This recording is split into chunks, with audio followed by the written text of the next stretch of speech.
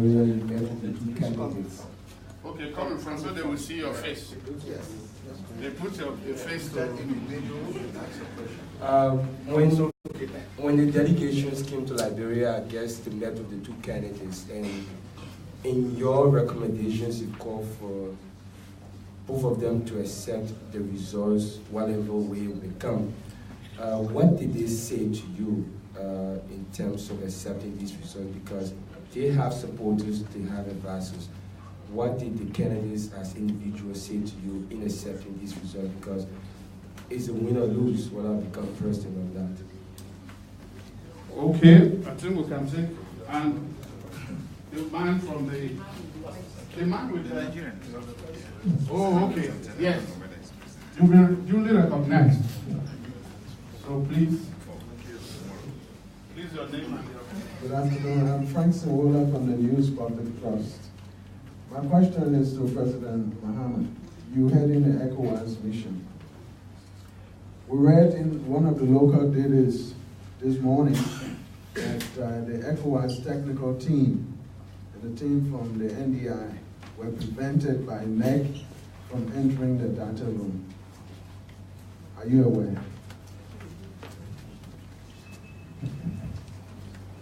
I think the last one. Okay, yeah. Fourth one to the women. Not a very good. I'm Emmanuel Chinaga Council, and I report for the independent newspaper. And as I listened to the first two speakers on the grading on the conduct of the election, they are all sweet-coated the process, and people voted. There was no hindrance, but I'm short of hearing a technical word as to whether or not the process was peaceful, fair, and transparent. So can the ECOWAS Commission clearly say to the world that this process has been peaceful, fair, and transparent? Thank you. I'm wondering why you are putting the ECOWAS on the spot. You observed something, didn't you? Well, Your Excellency, I know you can handle that. I think with any other, they can deal with these four, and then that's fair enough. Your Excellency, you will have the.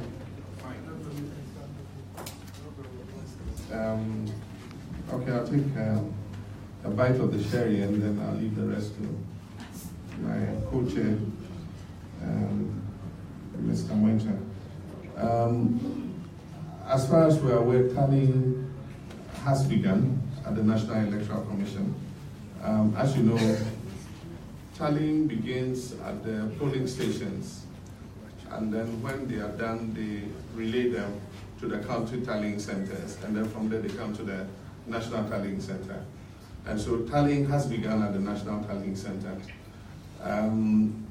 We are not the National Elections Commission to be able to say exactly when they'll be done with this process and be able to announce a winner. But I am of the view that because it's a less complicated election with only two candidates, the tallying is going to go much faster than it did in the first election. And so we can anticipate that in a matter of hours, not several days, we should know who has won this election, and a declaration should be made. But let's all have patience for the process so that the process is carried out accurately, and we don't, in our rush to declare a result, create another complication, which could become the matter of judicial intervention. And so let's give the next phase to be able to do this process, certify the results, and eventually tell us who has won. But I believe that sooner rather than later, we would get the final results. We met with the two candidates. Indeed, it was not only the ECOWAS, I think the AU, NDI, and other observer groups met with the two candidates.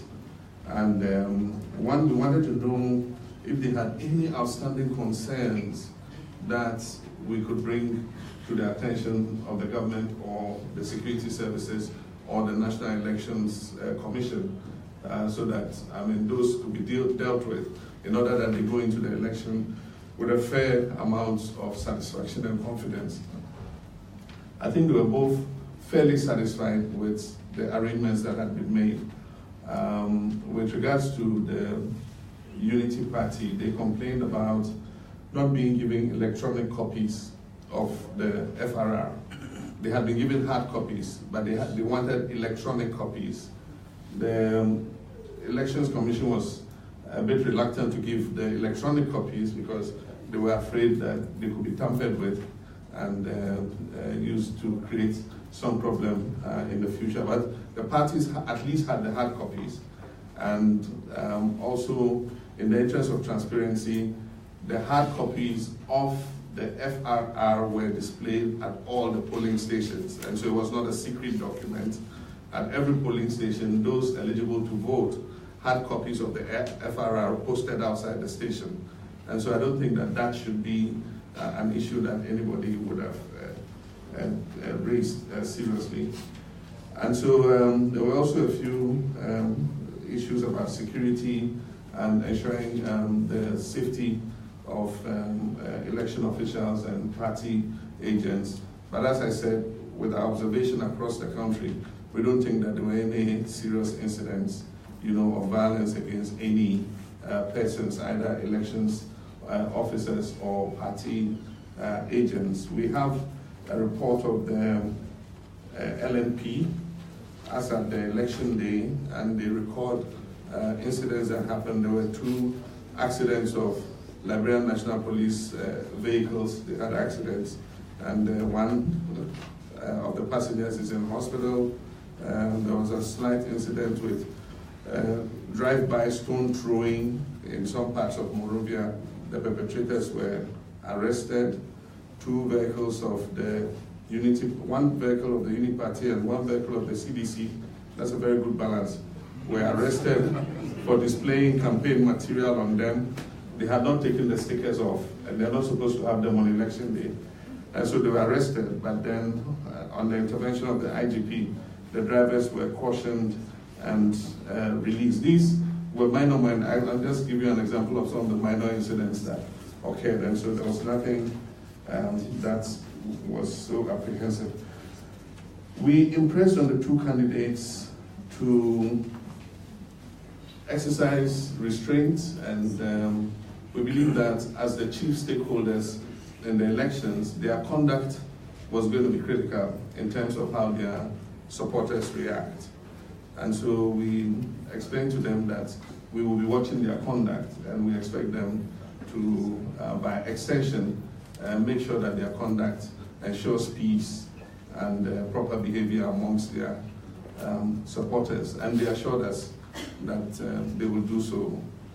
And so we also asked that both of them accept the results when they are declared. And of course, they assured us that they would accept the results on condition that the elections are free, fair, and transparent. And I know that that's what every candidate says. There's always that caveat. And so largely, they accepted that they would endorse the results if they were free, fair, and transparent. We don't have any information of our technical team barred from the data room.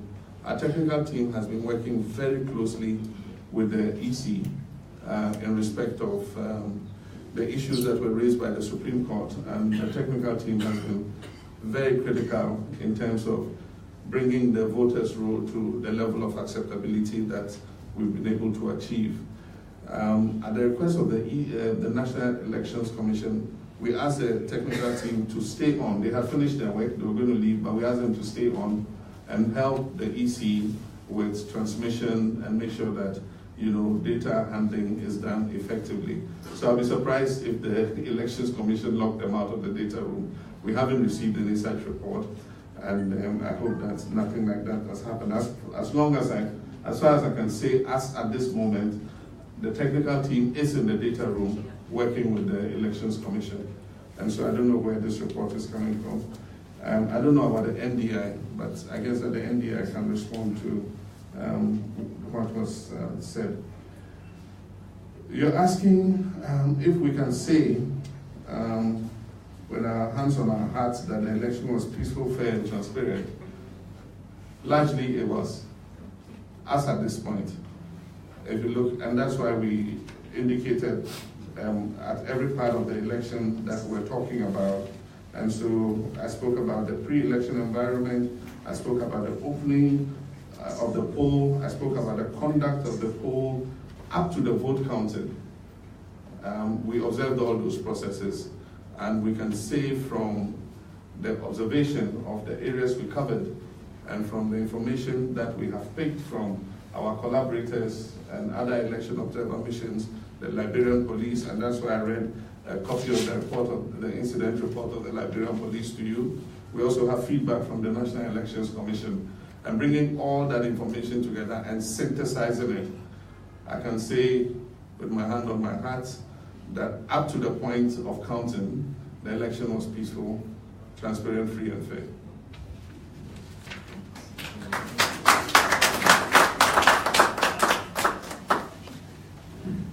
On the other hand, well, that was the endorsement we were looking for. I think and that goes well with every other observer and Liberians themselves. I think you need to also congratulate yourself.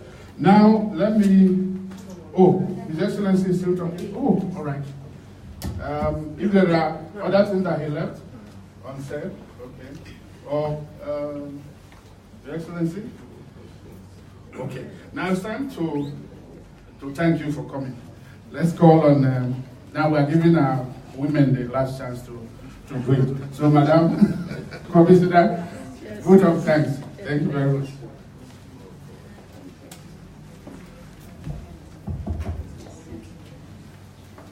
Yes, Your Excellency, the head of the ECOWAS observer mission to Liberia, John Dramani Mahama, former president of the Republic of Ghana, Your Excellency, the head of the AU mission to Liberia,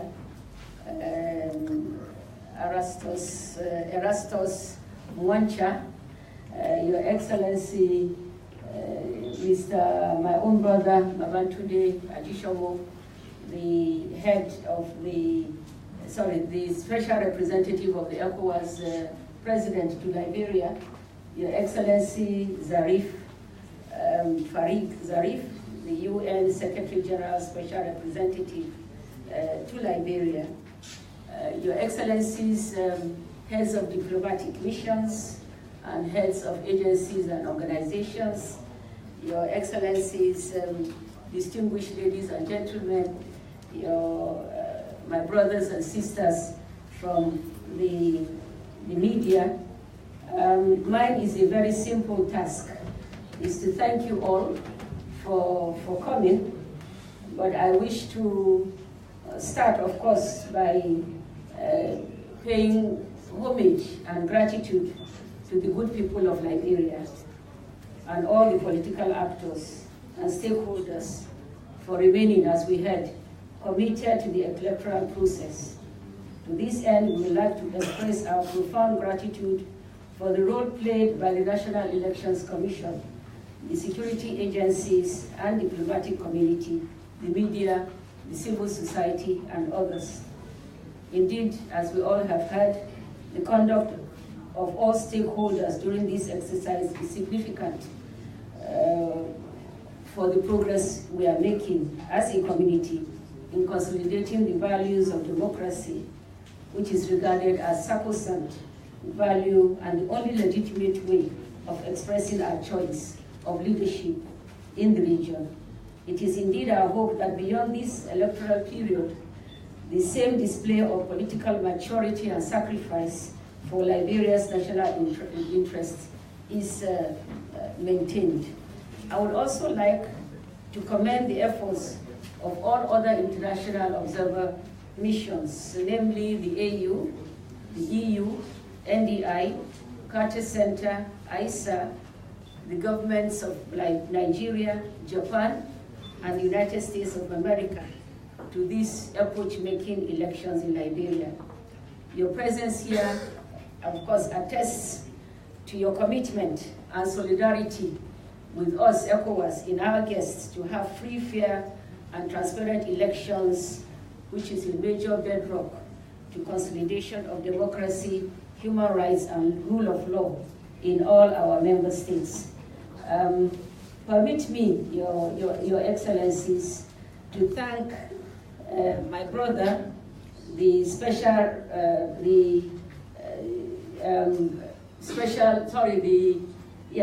representative of the ECOWAS president to Liberia, for his commitment and dedication. He has helped us. We are at the headquarters, but he's here on the ground, and he has been able to make things very smooth for us, the coordination, and of course what we have seen on the ground. I also wish to thank the organized civil society for their hard work and commitment. And ECOWAS, I wish to also tell you that we are trying to consolidate all what we have gained. We have learned from here. Next time we are moving into Sierra Leone, and we hope to carry some of the experience to better the processes there. We continue to grow by the day. We have had, of course, you have the main actor here on my left, Ghana. We have the president of Nigeria here, who had also been in the field. So we hope to build so that the courts will not be the last arbiter of elections in our region. We want our people to choose wisely and to accept the results. Thank you very much, members of the press, for coming. We thank you all, and we wish you all safe journey back to our various destinations. Thank you, Your Excellency.